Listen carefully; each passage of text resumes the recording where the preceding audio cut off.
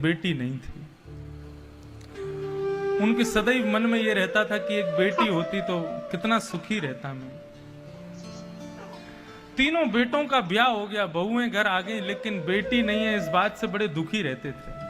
पत्नी भी चली गई। एक दिन एक संत मिले तो उनसे कहा कि महाराज सब कुछ है, सब सुख समृद्धि है, तीनों पुत्र अच्छा काम करते हैं, बहुएं भी अच्छी हैं, लेकिन मेरे बेटी नहीं है। तो संत ने भी उनसे यही कहा कि भगवान यदि किसी संबंध का अभाव देते हैं तो वो इसलिए देते हैं ताकि उस अभाव के स्थान पर तुम भगवान को स्थापित कर दो। यदि किसी के भाई नहीं है तो ठाकुर जी को भाई माने ना, किसी की बहन नहीं है तो श्री राधा रानी को बहन माने, किसी की मां नहीं है तो किशोरी जी को अपनी मां माने, किसी के पिता नहीं है तो ठाकुर जी को ही अपना पिता समझे। जिस भी संबंध का अभाव, और सबसे बड़ा अभाव तो मित्रता। इस संसार में मित्र नहीं होते हैं, सब कुटिल होते हैं, दिखाते हैं कि मित्र हैं लेकिन नहीं होते। अपने ठाकुर को अपना मित्र मानो, सखा मानो।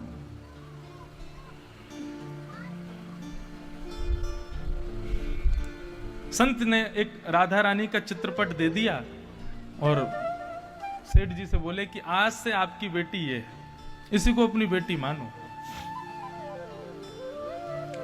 संत उस चित्रपट को लेकर के घर आ गए, अब उसी को अपनी बेटी मानते हैं। अपने मन की जितनी बात अपनी बेटी से कहनी होती थी सब उस चित्र, श्री राधा रानी के चित्र से कह देते हैं। भोजन करने से पहले अपनी थाली लेकर के जाते हैं, एक रोटी अपने हाथ से ऐसी चित्र को दिखा करके खिलाते हैं, मेरी बेटी।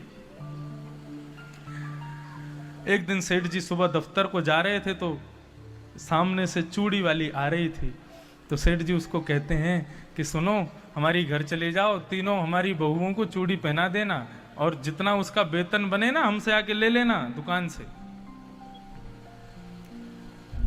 चूड़ी वाली कहती है ठीक है, घर चली गई।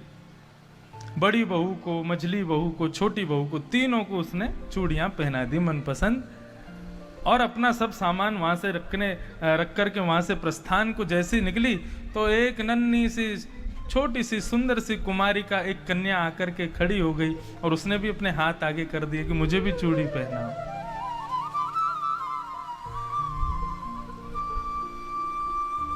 तब उस चूड़ी वाली ने सोचा कि इनके घर की कोई होगी, कोई बालिका आई होगी, पहना देती, और चूड़ी पहना करके वो चली गई।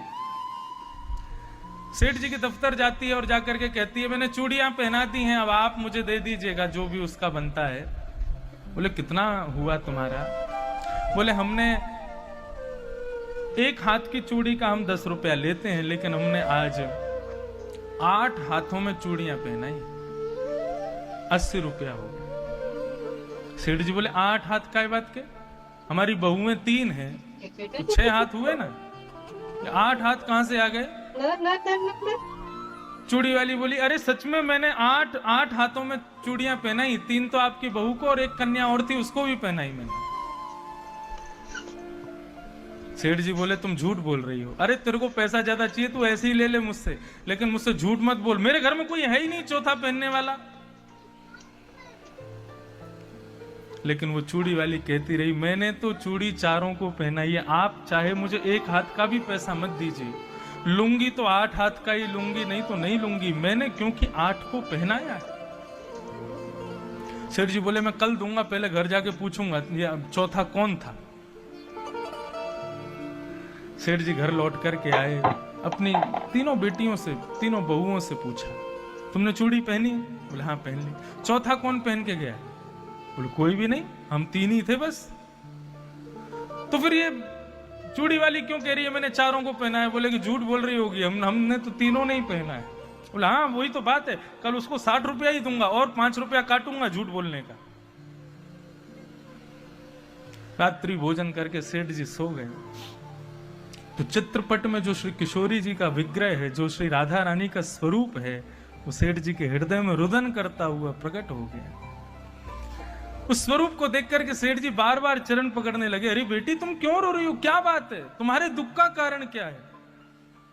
मैं तुम्हें रोते हुए नहीं देख सकता। तब श्री किशोरी जी कहती हैं पिताजी आपने अपनी बेटी बस बनाया लेकिन माना नहीं मन से मुझे। क्यों? क्या किया मैंने?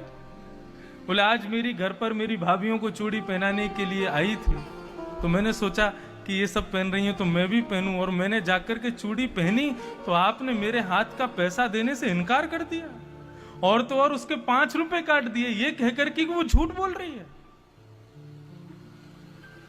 अब तो सेठ जी के आंखों से आंसुओं की धार बहने लगी, बार बार क्षमा मांगने लगी, बेटी मुझे क्षमा कर दो।